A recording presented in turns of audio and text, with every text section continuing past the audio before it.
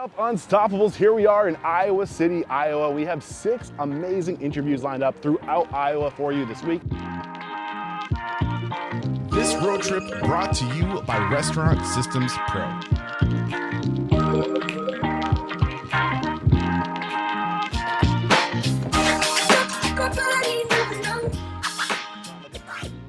Here we are at Jimmy Jack's. We're about to speak with Jack Piper. Homeboy's been in the game for 37 years.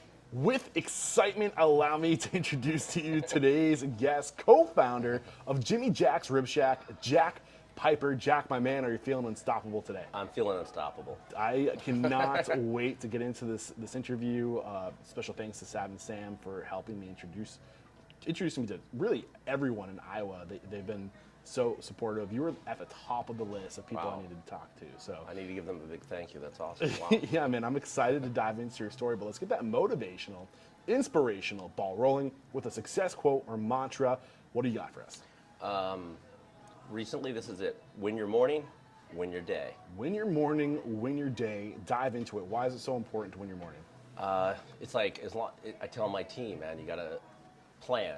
Come in early, get your ducks in a row, get everything lined up. Check your phone messages, check everything, and as long as you're set and flat-footed for the day, you're going to be good to go. The concept was, or the idea was, to do a barbecue joint, and there was all these Long John Silvers that were going down. And I said, man, we can retro a Long John Silvers, put a metal roof on it, wood siding. It'll be affordable. It'll have a cachet, and there's a old Long John Silvers across town that's just been sitting there. So that's where we came, and we started with just the beginning of that. And then, I don't know if we want to walk around, he'll get the shot of it. So it grew, but I always also said, how cool would it to have a barn? My business partner was nice enough, Jimmy was cool enough to be like, a barn. Also, wanting to tell a story, and I just love kids. I just always think it's exciting, like where a kid comes and wants to eat. And I said, I have to have a silo. And everybody's like, what's the silo do? It's just gonna look cool. So they go, so what's the silo do? And I go, it doesn't do anything. It's just really cool. So this wasn't here, the barn wasn't here, and the silo wasn't here? No. So this was the original restaurant right here. But we grew, we were doing so many caterings, and we were doing this tiny little environment, and we couldn't keep up. We actually had to have a smoker outside 24/7. We had 2 of them going 24/7. We couldn't keep up. So when did the silo and the barn come? 2005 was when you opened? No. I think 2016, 17. Does it serve a functionality other than just looking really cool? No, it was, well, I also said, hey, there's sign codes. You can only do a sign so high. I go, no regulations about a big ass barn in town. Yeah. So it's kind of like our sign, but I want to tell a story. I really want people to pull up and be like little kids and everybody, like, this is cool. So that is where all the massive smoking goes on now, because of like weddings and large groups. Yeah. We feed a lot, like, right in this thing, but catering and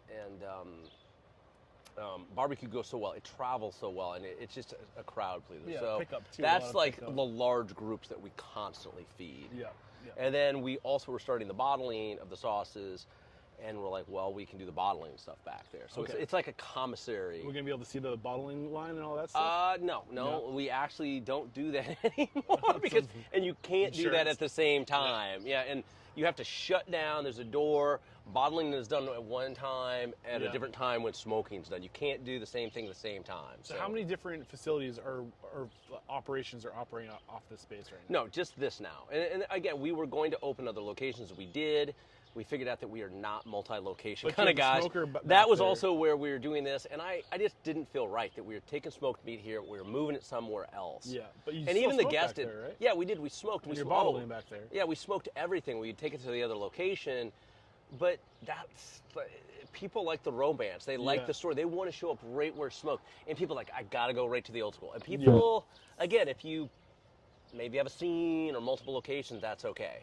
But what we wanted to do, it just didn't evolve into that. So we said, you know what? And there's enough business, like I said, right now. It's just the amount of caterings and weddings and graduations that we do. That facility is constantly new. So when we go back there, you'll see them. They're prepping, the empanada's back there. It's just like a huge prep kitchen now. So this is where they put the food out, and that's basically prep. So 2005, this building was built, and this came in about 10 years later. 12 years later. Got it. Shall we go in? Let's go in.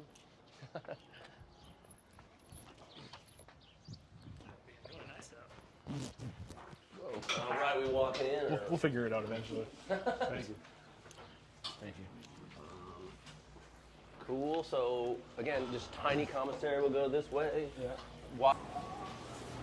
This is for the volume we do. This is tight. And don't. It's just a mess. That's But another thing it's that's about. different areas because you want one station to be taken down. What do So you we mean by run taking feast- down? Well, if you've got too much on the grill, it slows the ticket times. You want equal from each department, from the salad to the pulled pork. The pulled pork, I want equal. I want the station handling the pulled pork to have equal volume as the fry station, as the grill. And if it gets tunneled and shot into one area of the kitchen, that area of the kitchen will go down. So another way to say that is you want all elements of all sections to be able to handle the volume necessary to keep so that it doesn't become the But dog. you need to design the restaurant and the menu. Like, we have done at Atlas in different restaurants, they'll create a feature that is, will put too much pressure on one department of the kitchen. Or, you don't make a specific drink because that drink will occupy too much time.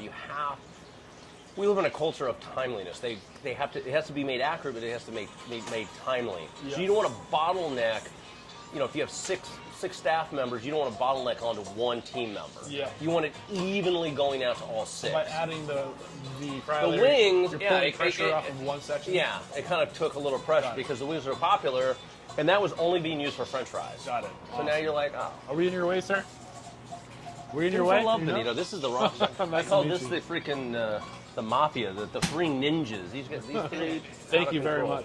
Everything was so good, delicious. Thank you so much. And he's a ham. He'll smile and get on camera. And do everything. So this was it. That little tiny pit. That was it. We were doing so much business. That was the original burger. And look at this. Look at the pot. That's where all the sauce is being made. Get in there. That's where the sauce is being the made. pot? We're thinking about some other ideas to do with it. But yeah, this is like a small prep area. Victor doesn't like to be on camera. What are we smoking? Camera shy. This is empty. So no. Here. You can crawl in here. Smell that. Just get your head in there. No, get your head in there. What I'm saying is so look at this. Look at this massive space. It's just to make your team everything better. So we've got. Why is that important for your team? They need space, man. It's like they're gonna make mistakes. So here's the ribs they're smoking. Right here. Let's check the other. We're in the barn right now. You're in the barn. It doesn't feel like I'm in the barn. That much. But really, it's these two massive smokers and that tilt skillet just to produce. And you needed space that all they did up there. A lot of people, they put it in the basement. They have that prep area. And restaurants are always known for size and just working in tight quarters. Yeah, and then upstairs is the bottling? No, upstairs is just an office and storage. Okay. The bottling actually was done in this area. That's why we've moved on to work with someone else that's doing all the bottling. Outsource it. And we've spent the last year double checking recipes, as we said, because when we went to scale, evaporation, when you get to higher and higher temps, and you hold things at higher temps longer, you have more evaporation. So what's going to happen is the acidity, like the pineapple juice in the fire, is going to evaporate, and then which is going to increase the sugar level. So it's going to imbalance the taste. Okay. You're like, whoa, we didn't know any of this. Yeah. So this has been the latest journey of how you scale and work with somebody else. And we've worked with a great company that understands too that you have to add at different times, different ingredients. But it took a long time, and we only were delivering. We're doing everything here to 12 retailers, and next month we're going to go up to 150 to 200 retailers, because where we would do maybe 10 cases, they'd do 120 cases. Yeah. This weekend, awesome. My son's 11th birthday, so I kind of took the weekend off, but I still came through, and I walked in. There's a kid named Tony. He's been with us 6 months. I think he's 17 years old, and he straight face looks at me and goes, "Jack, what do you do? What's your job?" And I went, wow, that's a great question. Because I would tell everybody you have to have the question. And I go, well, all right, I thought, I'm learning to take a moment and to think. And I said to myself, well, my job is to take care of like the managers. So they come to me and I take care of them. And I answer their questions and I teach them and give them motivation and help them. And then their job is to take care of you and make sure you have everything you need and that your questions are answered. And then it trickles down, and your job is to do the best in the cooking and take care of the guys. Yeah. So I guess that's a simple by example. Is like you've got to be able to be agile, I guess, and answer any questions anytime. It's a great answer too. You give them a lesson on servant leadership right there. You know, Yeah. 2 birds, 1 stone. I love it. Just we're all paying it forward. That's another one of my favorite quotes. Just pay it forward, man. I love it, All man. the people that work for me know. This is kind of a weird off segue. I really don't try to keep my managers. I have a huge amount of pride of like go on and on of my managers that have went on to better things. Yes. My job is to train you, not to have you be 2% or 5% of some company and be, you know, the managing partner killing yourself every day. I'm like, no, go now. I will help you. I have so many, Sam will tell you, I have so many success stories. And now I go back to them because they've opened their own restaurants. Yep. But I'm always, my goal is I just say, pay it forward. I'm paying it Yeah. forward with you. Now get out there and do it for someone else. I mean, I've been echoing that sentiment